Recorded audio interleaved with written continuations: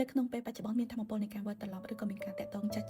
ចូលមកអញ្ចឹងបើសិនជាអ្នកទាំងអស់គ្នាមានបងប្អូនមួយចំនួនចាមានការតាក់ទងពីស្នេហាចាស់មុននឹងអ្នកទាំងអស់គ្នាជ្រើសរើសចាអ្នកទាំងអស់គ្នាត្រូវធ្វើការសម្រេចចិត្តនិងពិចារណាឲ្យបានល្អិតល្អន់ជាមុនសិនទីមួយអ្នកទាំងអស់គ្នាត្រូវសួរខ្លួនឯងសិនថាតើអ្នកទាំងអស់គ្នានៅស្រឡាញ់គេឬមួយក៏ព្រោះតែនៅស្ដាយអនុស្សាវរីយ៍ឬក៏អ្វីដែលបានចំណាយពេលជាមួយគ្នាកន្លងមកចាចំណុចទី2អ្នកទាំងអស់គ្នាត្រូវតែសង្កេតទៅលើ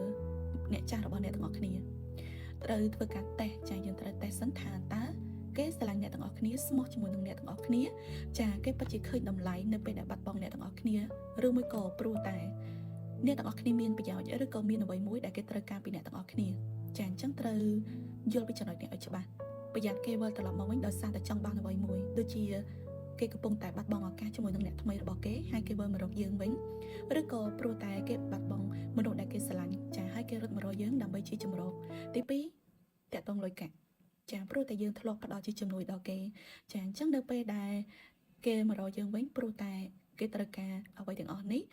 ឬក៏ព្រោះតែគេស្រឡាញ់អ្នកទាំងអស់គ្នាចាអញ្ចឹងចំណុចនេះគឺសំខាន់ខ្លាំងណាស់ចាមុននឹងយើងទទួលយកអ្នកចាស់យើងត្រូវធ្វើការពិនិត្យទៅលើចំណុចទាំងអស់នេះសិនដើម្បីកុំឲ្យមានការស្ដាយក្រោយចាអរគុណ